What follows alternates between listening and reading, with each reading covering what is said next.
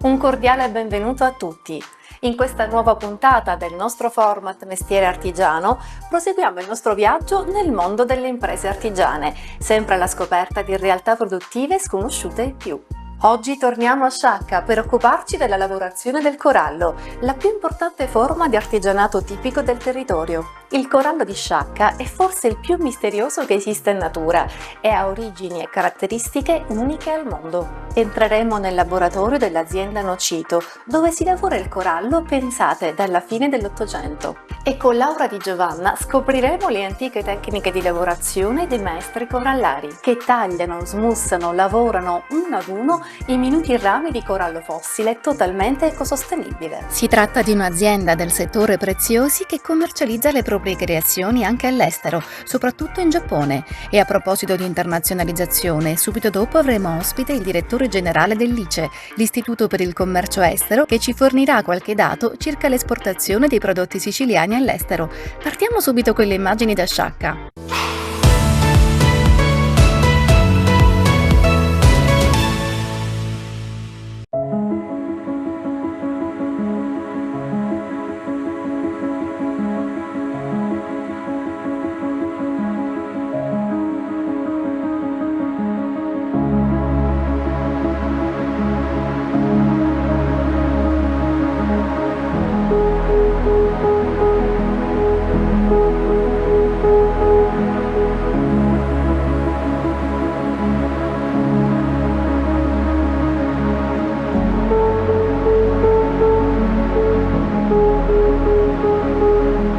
Sciacca ha una storia straordinaria legata all'isola ferdinandea, legata al corallo, a questo colore unico che è il nostro corallo,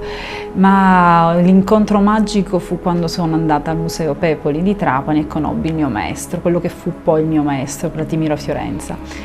che mi insegnò le tecniche antiche della tecnica del retroincastro, di cui molti pezzi sono esposti al Museo Pepoli, una tecnica unica, antica, che solo in pochi conoscono, la meravigliosa arte di perdersi tra i rami del corallo, tra le sue forme, e realizzare qualcosa veramente di unico ogni volta che ci lavoro. Il mare di Sciacca è ricco di corallo, lo è stato nel passato e lo è ancora, ricco di corallo e di questo tesoro meraviglioso che è un tesoro, tra altre cose, ecosostenibile, perché è un corallo che ci viene donato dal mare e non vivo, quindi non con la colonia di micropolipetti, ma addirittura morto, quindi corallo decaduto. Infatti a largo di Sciacca sono state trovate delle fosse, grandissime fosse di corallo di Sciacca nel passato, ed era tutto corallo donato dal mare, per poter essere realizzato e poter creare gioielli e monili straordinari.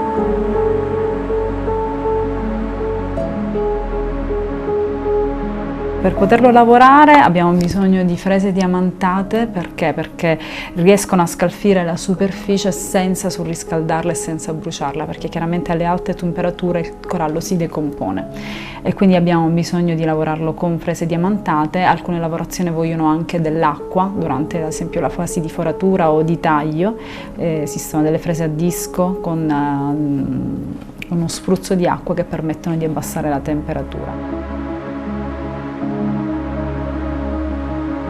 Io ho preso 2 lauree sia in decorazione che in pittura all'Accademia di Belle Arti e questo mi ha permesso di poter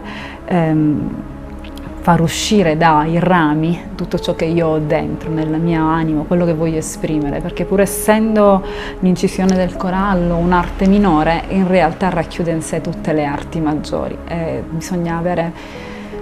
cultura, bisogna avere talento, bisogna avere qualcosa dentro da esprimere per poterlo lavorare. L'azienda iniziò in realtà nel 1905 con la mia bisnonna. Io ho riaperto l'attività di famiglia che andò chiusa qualche anno prima degli anni '80 e l'ho riaperta nel 2005, quindi è una storia abbastanza lunga che dura da secoli. Le mie creazioni sono molto apprezzate in Giappone, dove abbiamo aperto un mercato meraviglioso di gente, lì ce n'è veramente tanta, che apprezza la nostra arte, ma che apprezza soprattutto il nostro meraviglioso corallo.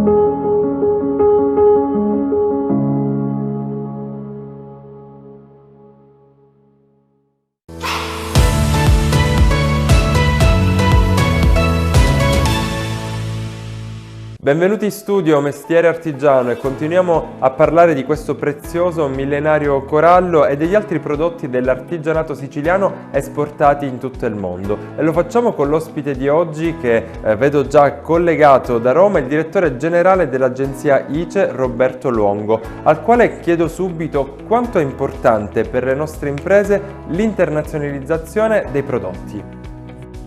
Insomma, l'internazionalizzazione è un fenomeno che tocca tutto il nostro paese e va sottolineato che dalle fortune dell'export dipende la crescita, soprattutto in questa fase molto, molto difficile della congiuntura interna e internazionale. Quindi oggi attualmente il 32% del PIL del nostro paese deriva dall'export e quindi è fondamentale crescere soprattutto nelle regioni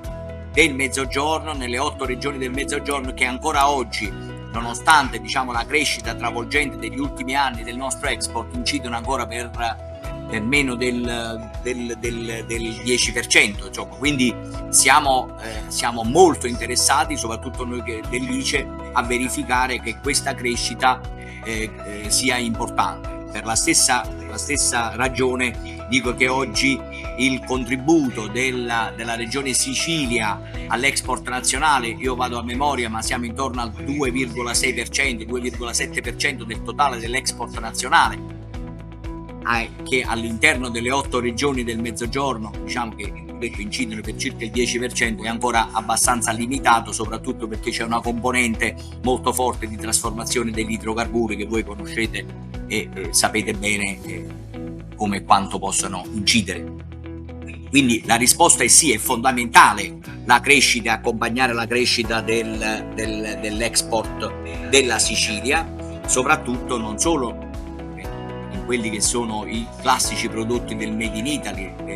molto noti e molto conosciuti anche nel mondo, e anche quelli di natura derivati dalla Sicilia. Parlo dell'agroalimentare, dei vini, del settore dell'oreficeria, della moda, dove naturalmente i vostri prodotti sono sempre più riconosciuti a livello mondiale. Ma bisogna far sì che questa crescita del nostro export sia una crescita che venga anche accompagnata da altri settori, penso a quelli dell'alta tecnologia, tutto il lavoro che viene fatto nell'innovazione, eccetera, di cui la vostra regione è sicuramente un centro attivo di promozione. Quindi abbiamo questo tema che si ripercuote ancora di più per la regione siciliana, perché come dicevo prima, in genere per le imprese del Mezzogiorno, che sono imprese micro e medio piccole, che naturalmente necessitano di un lavoro di assistenza, che è proprio il ruolo precipuo dell'ICE, proprio quello di accompagnare, di assistere le imprese sui mercati internazionali. Questo è il primo, spero di aver risposto, ma insomma questa è la prima risposta che mi viene da dare sul tema. Quindi la crescita dell'export siciliano è legato proprio al processo di internazionalizzazione dei prodotti? La crescita ulteriore dell'export siciliano può avvenire attraverso la crescita dei prodotti artigianali, che sono penso alle ceramiche, penso ai prodotti agroalimentari, gli stessi vini, che sono un potenziale di crescita notevole per le esportazioni italiane in generale. Il Made in Italy è sicuramente un volano è un traino per le esportazioni, però sapere che ci sono dei prodotti, la lavorazione della pelle, degli abiti, piuttosto che dei tessuti, e questo l'ICE, attraverso proprio le proprie azioni promozionali, attraverso la propria rete di uffici all'estero al servizio delle imprese, siamo veramente al vostro fianco. Potete contattarci attraverso la nostra rete sia in Italia che all'estero, e poi abbiamo anche i cosiddetti flying desk, cioè gli uffici di assistenza sul territorio a Messina, Catania e Palermo, che mensilmente a rotazione sono al servizio appunto delle imprese che volessero contattarle per conoscere meglio quali sono le opportunità e i servizi che l'ICE offre gratuitamente al servizio delle imprese per internazionalizzarsi sui mercati esteri. E noi la ringraziamo, io ringrazio anche i telespettatori per averci seguito anche oggi e vi do appuntamento alla prossima puntata di Mestiere Artigiano, sempre qui con nuovi ospiti e nuove pillole di artigianato.